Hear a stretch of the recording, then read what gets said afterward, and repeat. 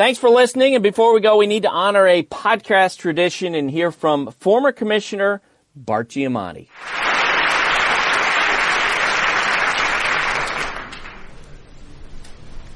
This little piece was originally written one afternoon as the class notes for the class of 1960 in Yale College. I was the class secretary. I had absolutely nothing to say about my classmates. I wrote what you're about to hear. It was properly and immediately rejected by the Yale Alumni Magazine on the grounds that it was completely irrelevant to the purpose of the class notes. I accepted the judgment cheerfully, and then when unaccountably 2 months later I became president, the Yale Alumni Magazine reprinted it. Remarkable, but not as class notes. It breaks your heart. It is designed to break your heart. The game begins in the spring when everything else begins again, and it blossoms in the summer, filling the afternoons and evenings, and then as soon as the chill rains come, it stops and leaves you to face the fall alone. You count on it, rely on it to buffer the passage of time, to keep the memory of sunshine and high skies alive, and then just when the days are all twilight, when you need it most, it stops. Today, October 2nd, a Sunday of rain and broken branches and leaf-clogged drains and slick streets, it stopped, and summer was gone.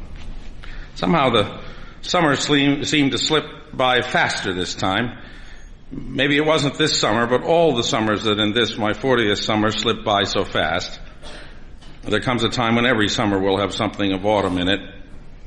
Whatever the reason, it seemed to me that I was investing more and more in baseball, making the game do more of the work that keeps time fat and slow and lazy. I was counting on the game's deep patterns, 3 strikes, 3 outs, 3 times, 3 innings, and its deepest impulse to go out and back, to leave and to return home, to set the order of the day and to organize the daylight. I wrote a few things this past summer, the summer that did not last. Nothing grand, but some things. And yet that work was just camouflage. The real activity was done with the radio, not the all-seeing, all-falsifying television. And was the playing of the game in the only place it will last, the enclosed green field of the mind. There in that warm, bright place, what the old poet called mutability does not so quickly come. But out here, on Sunday, October 2nd, when it rains all day, Dame Mutability never loses. She was in the crowd at Fenway yesterday, a gray day full of bluster and contradiction.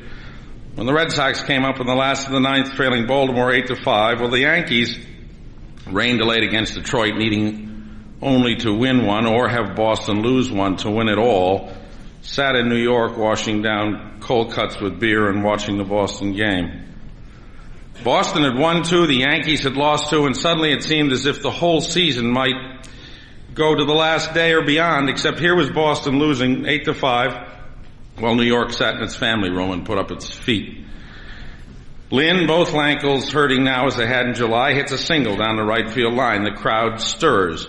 It's on its feet. Hobson, third baseman, former Bear Bryant quarterback, strong, quiet, over 100 RBIs, goes for 3 breaking balls and is out. The goddess smiles and encourages her agent, a canny journeyman named Nelson Briles. Now comes the pinch hitter, Bernie Carbo, one-time Rookie of the Year, erratic, quick, a shade too handsome, so laid back he's always in his soul, stretched out in the tall grass, one arm under his head, watching the clouds and laughing. Now he looks over some low stuff unworthy of him, and then, uncoiling, sends one out. Straight on a rising line, over the center field wall, no cheap Fenway shot, but all of it, the physics as elegant as the arc the ball describes. New England is on its feet, roaring. The summer will not pass. Roaring, they recall the evening late and cold in 1975, the 6th game of the World Series, perhaps the greatest baseball game played in the last 50 years, when Carbo, loose and easy, had uncoiled to tie the game that Fisk would win. It is now 8-7, 1 out, and school will never start, rain will never come, sun will warm the back of your neck forever. Now Bailey, picked up from the National League recently, big arms, heavy gut experience, new to the league and the club, fouls off two, and then, checking, tentative, a big man off balance, he pops a soft liner to the first baseman. It is suddenly darker and later, and the announcer doing the game coast to coast, a New Yorker who works for a New York television station, sounds relieved. His little world, well lit, hot combed, split second timed, has no capacity to absorb this much gritty, grainy, contrary reality. Cox swings a bat, stretches his long arm, bends his back. The rookie from Pawtucket who broke in 2 weeks ago with a record 6 straight hits. The kid drafted ahead of Freddie Lynn. Rangy, smooth, cool.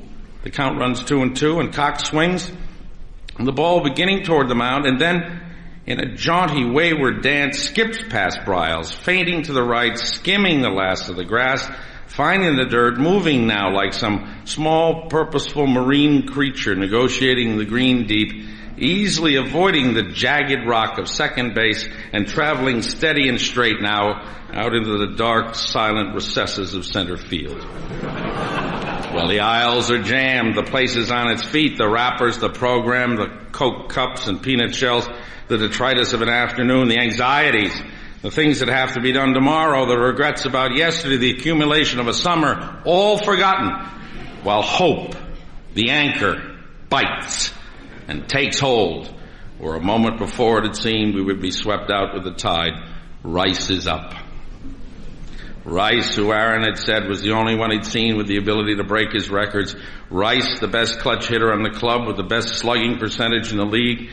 Rice, so quick and strong he once checked his swing halfway through and snapped the bat in two. Rice, the hammer of God, sent to scourge the Yankees. The sound was overwhelming. Fathers pounded their sons on the back, cars pulled off the road, households froze. New England exulted in its blessedness and roared its thanks for all good things for Rice and for a summer stretching halfway through October. Briles threw, Rice swung, and it was over. One pitch, fly to center, and it stopped. Summer died in New England, and like rain sliding off a roof, the crowd slipped out of Fenway quickly, with only a steady murmur of concern for the drive ahead remaining of the roar. Dame Mutability had turned the seasons and translated hope to memory once again. And once again, she had used baseball, our best invention to stay change, to bring change on. That is why it breaks my heart, that game. Not because in New York they could win because Boston lost. In that, there's a rough justice and a reminder to the Yankees of how slight and fragile are the circumstances that exalt one group of human beings over another. It breaks my heart because it was meant to. Because it was meant to foster in me again the illusion that there was something abiding, some pattern and some impulse that could come together to make a reality that would resist the corrosion. And because after it had fostered again that most hungered for illusion, the game was meant to stop and betray precisely what it promised. Now, of course there are those who learn after the first few times. They grow out of sports. And there are others who are born with the wisdom to know that nothing lasts. These are the truly tough among us, the ones who can live without illusion or without even the hope of illusion. But I am not that grown up or up to date. I am a simpler creature, tied to more primitive patterns and cycles. I need to think something lasts forever. And it might as well be that state of being that is a game. It might as well be that in a green field in the sun. Thanks.